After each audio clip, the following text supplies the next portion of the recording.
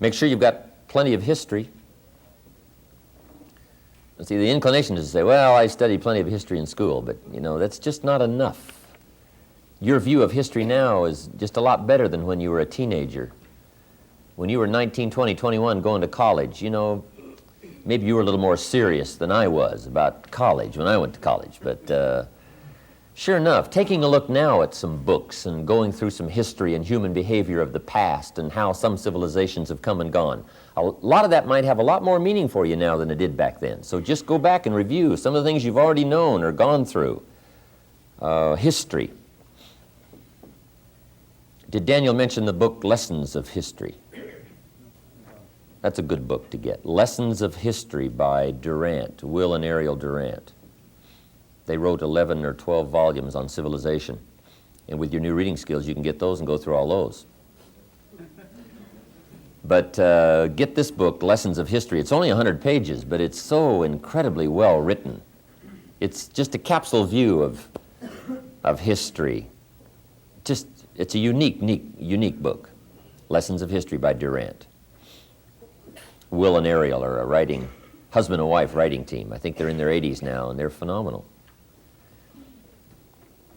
Now, you've got to go through religion, and the spiritual side of your nature needs to be educated and well-fed.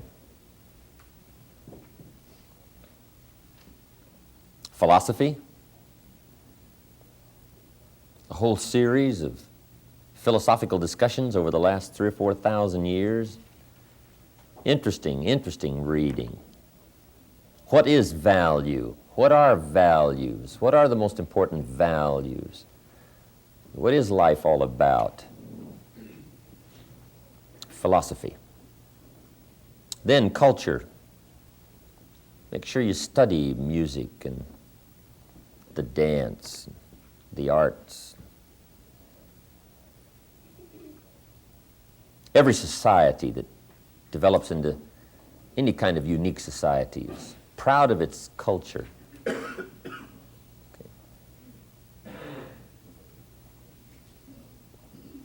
Make sure you go to as many plays as you do ball games.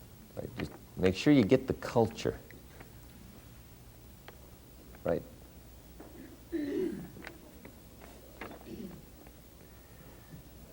Then you got to have some books on finance and money. You got to know a bit about money and inflation, and you don't have to particularly make it a study, unless you wish to, specialize in it. There are some things you need at least a fundamental awareness of. And one is money, the economic system. Another is bookkeeping. You need to be able to read financial statements, know what assets and liabilities are, and debits and credits. Everybody needs just a bit of fundamental on bookkeeping and how most records are kept. You also need some fundamentals on law,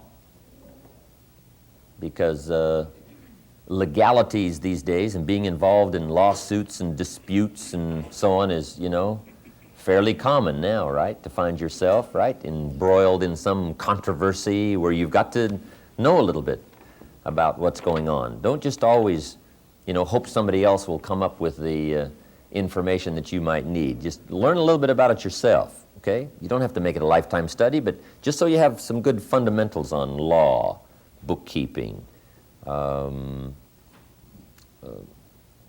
money, commerce, what's happening in the world.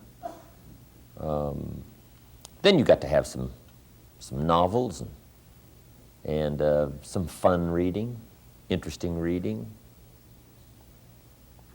Make sure you've got poetry. Just a well-rounded library.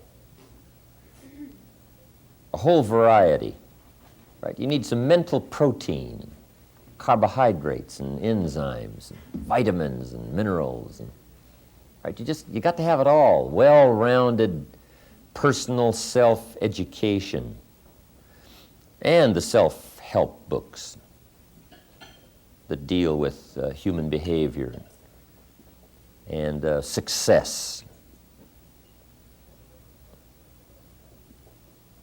And remember, from your personal development library, Become a student, not a follower.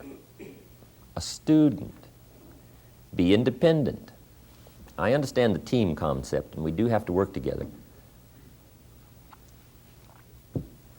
But I'm a great believer in being as independent as you possibly can, because that's where the real strength lies in the team effort, is independent, individual application of all the learning and all the skills you can possibly accumulate, the knowledge and awareness that you can possibly accumulate, relying more and more on your own self and your own education and your own awareness rather than relying on other people. Okay, personal development library. In my opinion, it's so important. One of the things you ought to be proud of as the years go by is your library.